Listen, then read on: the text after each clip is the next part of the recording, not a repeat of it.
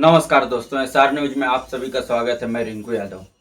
दोस्तों, आज जैसा कि आप सबको पता है 5 अगस्त है और 5 अगस्त को समाजवादी पार्टी के लिए ये 5 अगस्त बहुत बड़ा दिन होता है।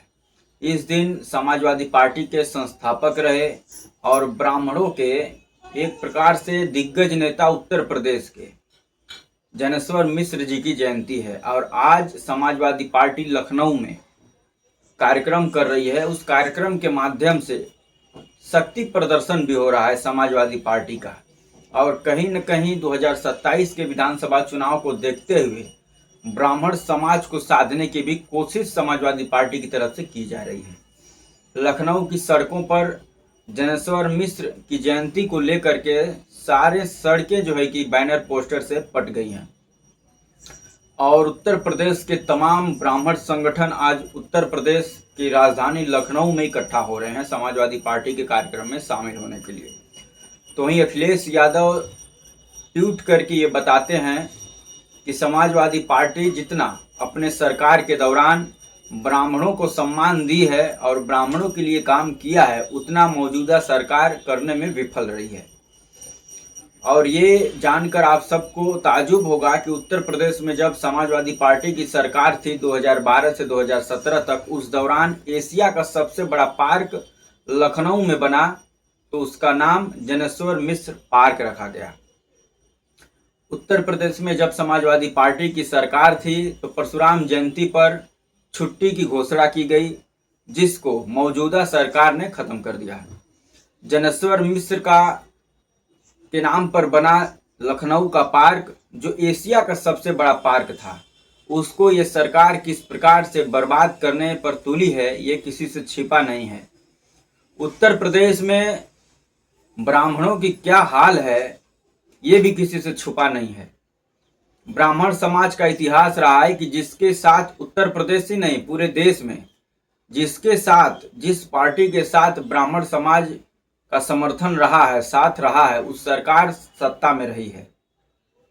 चाहे कांग्रेस हो, उसके बाद बसपा हो और फिर सपा, जो 2012 से 2017 तक समाजवादी पार्टी की सरकार बनी थी, उसमें भी ब्राह्मण समुदाय का भारी जन समर्थन समाजवादी पार्टी को था।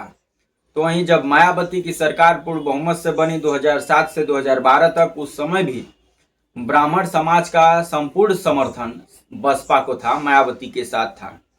यानी कहने का मतलब है कि ब्राह्मण समाज जिसको भी आशीर्वाद दे देता है उत्तर प्रदेश में, वो सरकार बनाने में कामयाब हो जाता है। इसका इतिहास है। वो कांग्रेस को आशीर्वाद दिया तो कांग्रेस सत्ता में थी, बसपा को आशीर्वाद प्राप्त हुआ तो बसपा भी सत्ता में थी, फिर समाजवादी पार्टी को आशीर्वाद प्राप्त हुआ तो समाजवादी पार्टी भी सत्ता में थी। उसके बाद 2017 से 2000 अभी मौजूदा समय तक ब्राह्मण समुदाय ने भारतीय जनता पार्टी को समर्थन किया, लेकिन उसके बदले ब्राह्मण समुदाय को मिला क्या? उत्तर प्रदेश में सबसे ज़्यादा इनकाउंटर मुस्लिम समुदाय का हुआ है, उसके बाद दूसरे नंबर पर ब्राह्मण समुदाय आते हैं।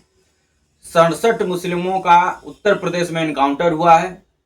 दूसरे नंबर पर ब्राह्मण समुदाय का इनकाउंटर हुआ है, जिसमें 20 लोगों को इनकाउंटर करके मार दिया गया है। ब्राह्मण समुदाय आज पूरे देश में इस सरकार से त्रस्त है।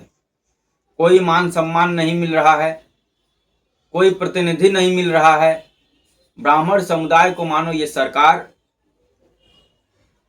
अपेक्षित करके रख दी है, परेशान करके रख दी है। ब्राह्मण समुदाय को ये सरकार अपमानित कर रही है।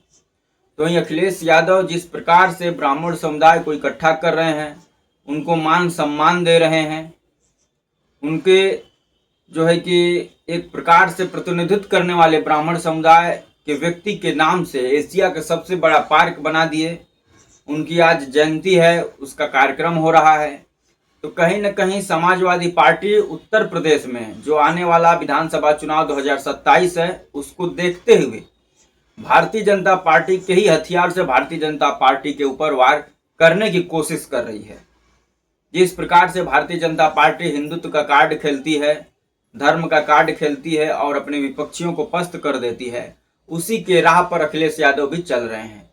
अखिलेश यादव, आप सबको पता होगा केदारेश्वर मंदिर बनवा रहे हैं इटावा में, तो वहीं आज ब्राह्मण समुदाय का सम्मेलन कर रहे हैं।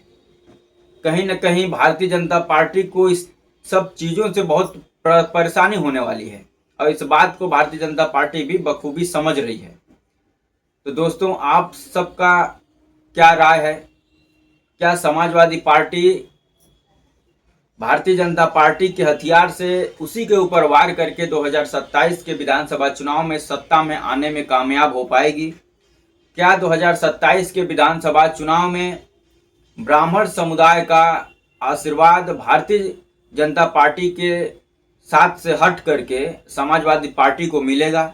जिस प्रकार से पीडीए का साथ 2024 के लोकसभा चुनाव में समाजवादी पार्टी को मिला और समाजवादी पार्टी देश की तीसरी सबसे बड़ी पार्टी बन गई लोकसभा में, और इंडिया गठबंधन को उत्तर प्रदेश में 43 सीट मिली।